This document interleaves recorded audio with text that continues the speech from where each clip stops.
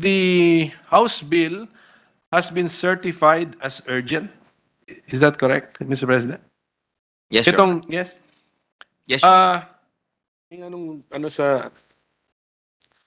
In the opinion of this representation, since this is a uh, budget law, which is actually the main piece of legislation that the Congress enacts every year, I do not see the justification why a budget measure should be certified as urgent. Parati naman po natin itong ginagawa. There is a timetable and there is a predictable period or month in the year that we have to take this up, Mr. President.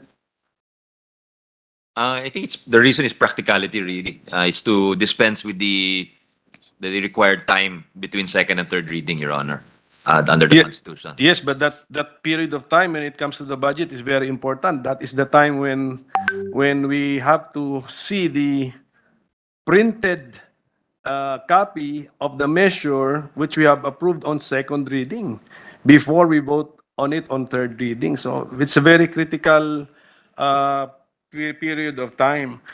And then ang sabi kasi sa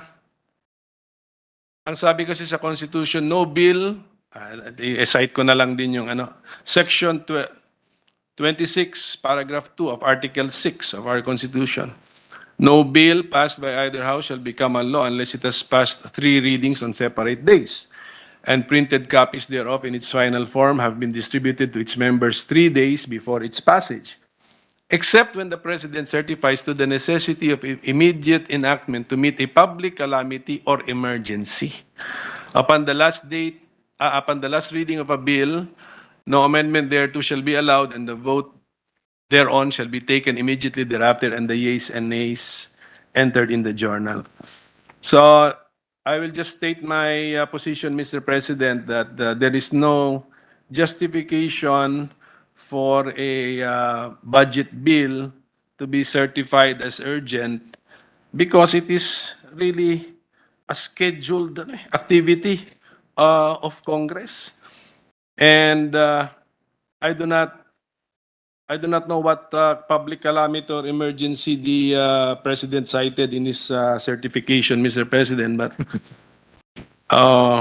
that's the position of this representation. I think practicality is probably the biggest argument for that.